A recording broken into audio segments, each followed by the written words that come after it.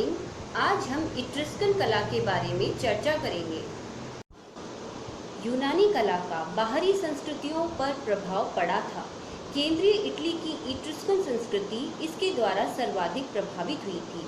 इसका महत्व इसलिए भी है कि आगे चलकर रोमन संस्कृति में इट्रस्कन कला की पृष्ठभूमि ही कार्य करती रही।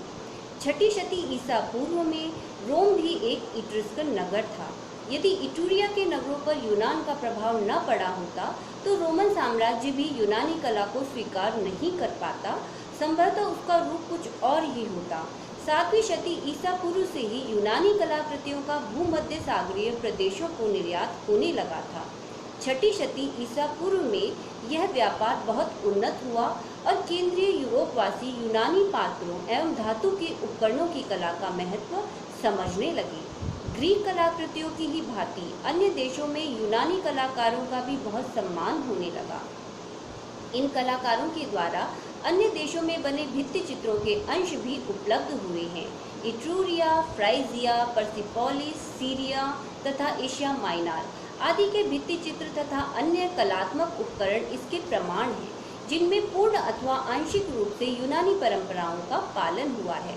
पर्सिपोलिस में डोरियस तथा गजरक्सेस के विशाल भवनों के निर्माण में फारसी शासकों ने यूनानी शिल्पियों से सहायता ली थी। इन भवनों के अलंकरणों में जहां फारसी भावना है, वहां अनेक यूनानी परंपराओं का भी पालन हुआ है।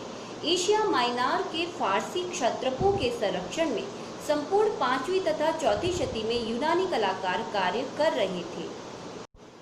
कारिया के राजा मिस्टोलस की समाधि के निर्माण में तत्कालीन समस्त उत्कृष्ट शिल्पियों के कार्य किया था और उसे संसार के 7 आश्चर्यों में से एक माना जाता था। इस प्रकार सिकंदर की विजय के बहुत पूर्व ही यूनानी कला दूर दूर तक फैल चुकी थी।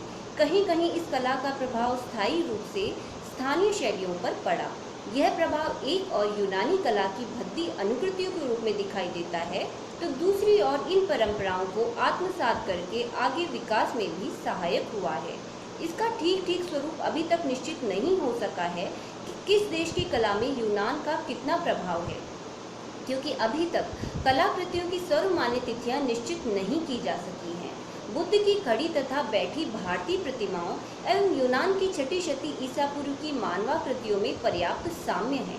प्राचीन युग की यूनानी प्रतिमाओं तथा केल्टिक लिगुरियन मूर्तियों में भी पर्याप्त सादृश्य है, फिर भी इनमें किसी संबंध का स्थिरीकरण बहुत कठिन है।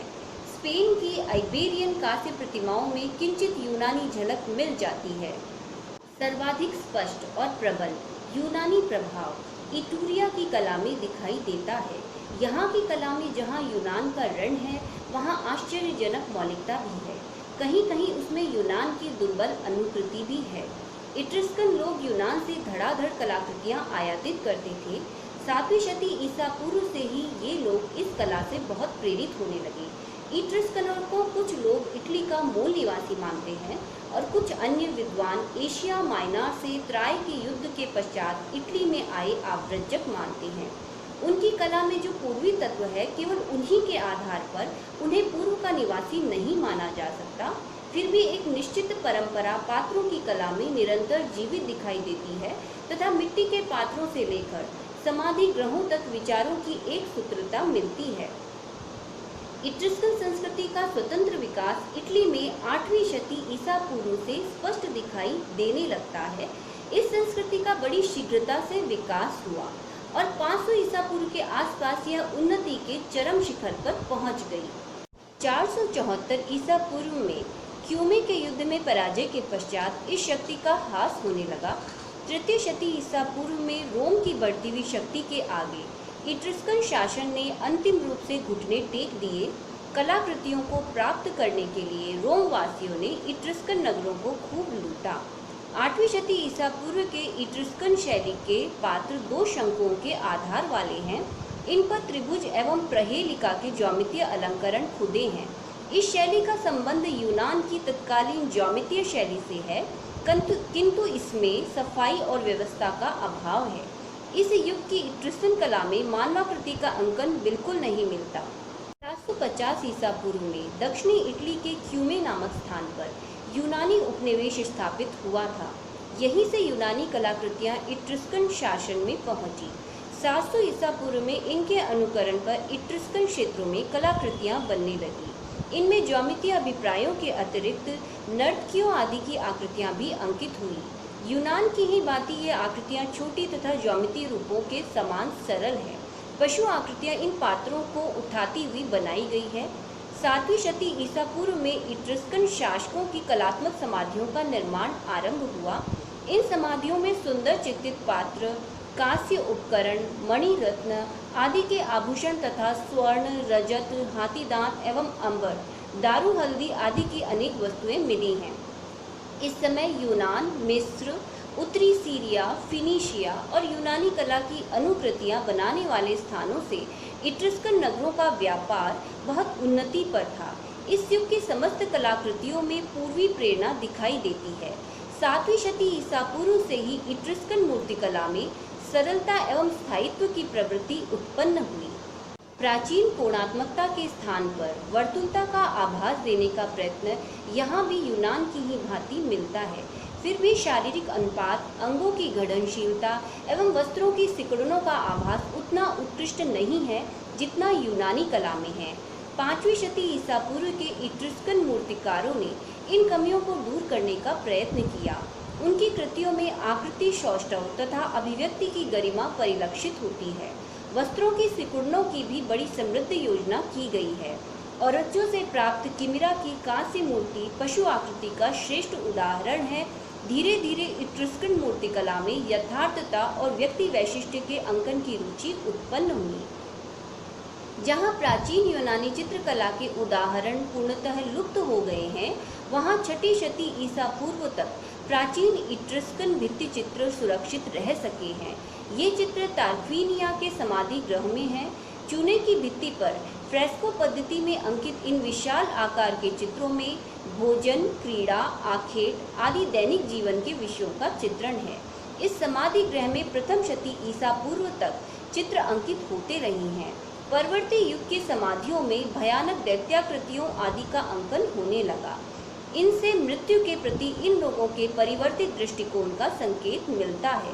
यहाँ तक कि भोजन संबंधी दृश्यों में भी एक प्रकार का सन्नाटा है। इट्रुस्कन कलाकार यूनानी पात्रों की ज्यामितीय शैली के अनुकरण पर भी चित्र रचना कर रहे थे। 6ठी शती ईसा पूर्व के पात्रों पर आयोनियन ग्रीस का प्रभाव है।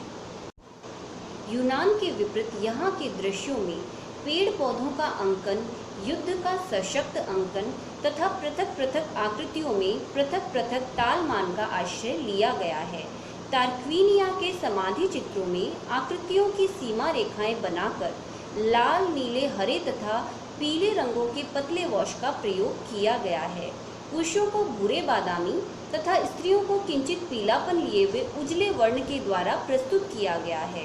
पेड़ पौधे केवल आलंकारिक उद्देश्यों से अंकित हुए हैं। आकृतियों की मुद्राएं पर्याप्त सजीव एवं गतिशील है। मछली पकड़ने तथा आखेट के दृश्यों वाले समाधि गृह में कलाकार ने प्रकृति का अंकन उत्साहपूर्वक यथार्थात्मक विधि से किया है। मानवाकृतियों का वातावरण पर प्रभुत्व नहीं है। रंगीन चित्रों के आधार पर लुप्त यूनानी भित्ति चित्रों का भी कुछ अनुमान लगाया जा सकता है। प्राचीन इट्रुस्कन समाधि चित्र प्रायः 5वीं शती ईसा पूर्व तक फैले हुए हैं। आर्गस, ट्राइक्लिनियम तथा लियोपार्ड्स के समाधि ग्रहों के चित्र विशेष प्रसिद्ध हैं। इस युग तक इस कला में परिप्रेक्ष्य एवं स्थितिजन्य लघुता का कोई विचार नहीं हुआ है। 4th शती ईसा पूर्व के समाधि ग्रहों की कला में एक नया मोड़ आया।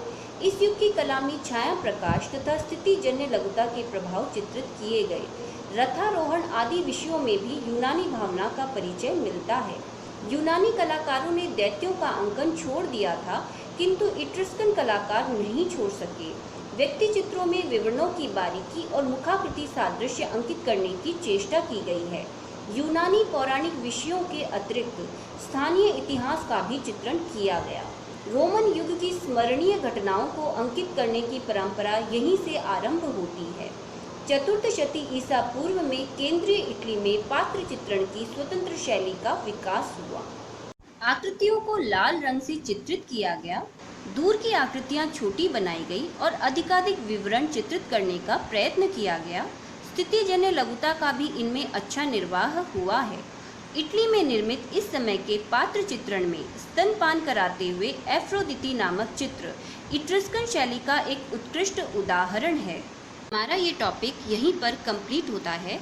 आगे भी मैं इस प्रकार की जानकारी आपको समय समय पर उपलब्ध करवाती रहूँगी। सो प्लीज़ इस YouTube चैनल को ज़रूर से सब्सक्राइब करें। Thank you.